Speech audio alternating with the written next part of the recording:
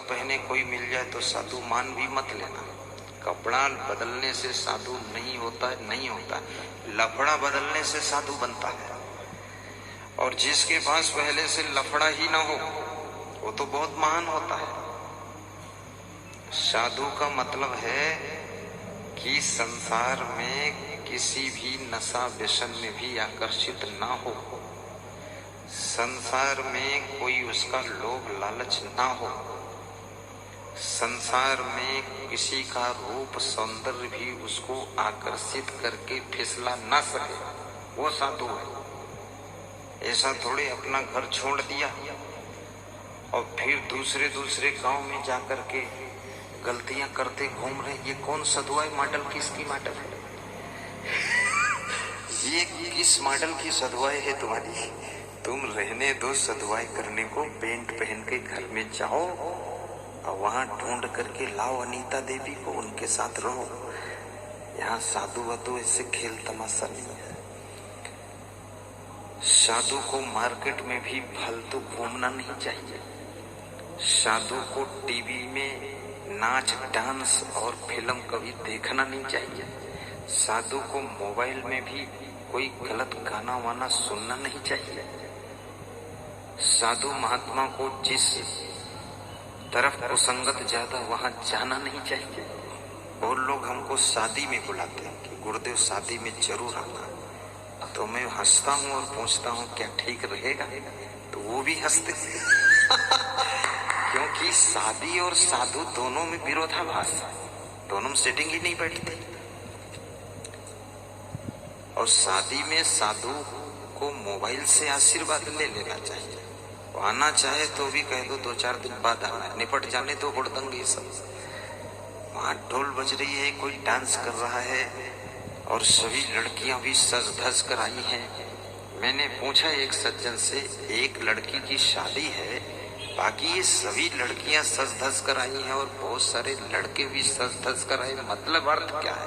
तो बोले ये सब उम्मीदवार हैं शादी के। बोले उम्मीदवार है, ये भी चुनाव लड़ेंगे, जीतेंगे, इसलिए अब वहां साधु बाबा त्याग वैराग्य वाला बैठा है, सेटिंग नहीं जमती है। तो मैं तो यही आज्ञा देता हूं मैं मेरे लिए कि मेरे को कभी शादी वादी में बुलाओ मत।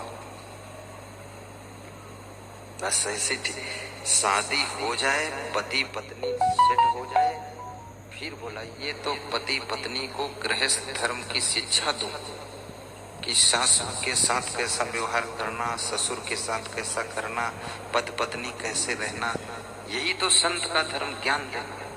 10 मिनट ज्ञान दे दूंगा बस, ठीक है।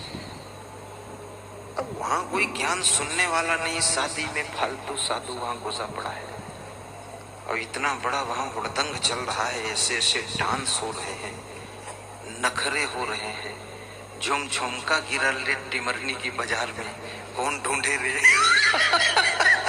तो ये सब नाटक में साधु को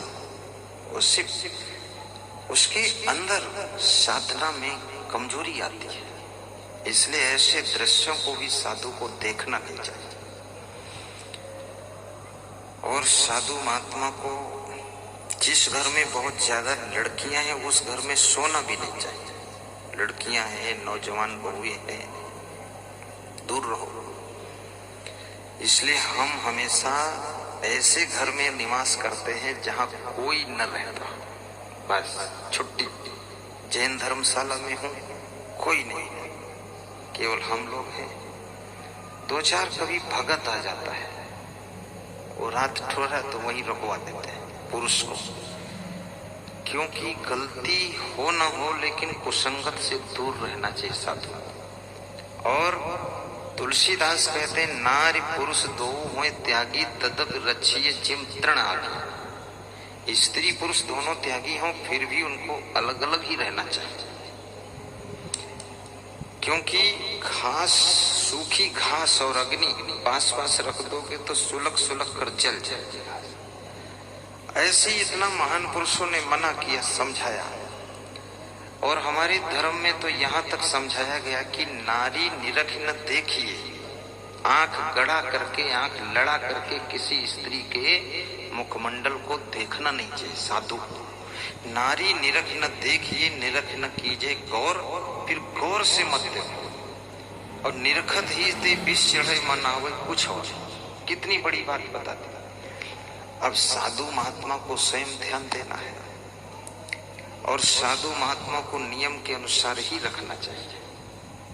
इसलिए हमारे साथ कोई फोटो खींचना चाहते हैं, इच्छा हो जाती लोगों की सेल्फी ले, क्या बोलते हैं सेल्फी, तो मैं कहता हूँ, समझा देता हूँ कि बेटी सेल्फी न लेना, क्योंकि तुम व्हाट्सएप पर अगर डाल दोगे, फेसबुक पर, तो दुनिया में करोड़ों लोग हमको देखेंगे तो हमारी बदनामी हो जाए।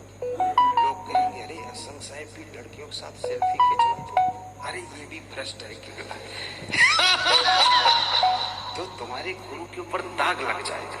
इसलिए सेल्फी मत लो, अपने माता पिता के साथ बैठकर फोटो ले लो, लेकिन अकेले न लेना। क्योंकि संसार में नाम कमाना कठिन है और उससे कठिन है नाम को बचाना, और नाम को डुबाना तो बहुत आसान है।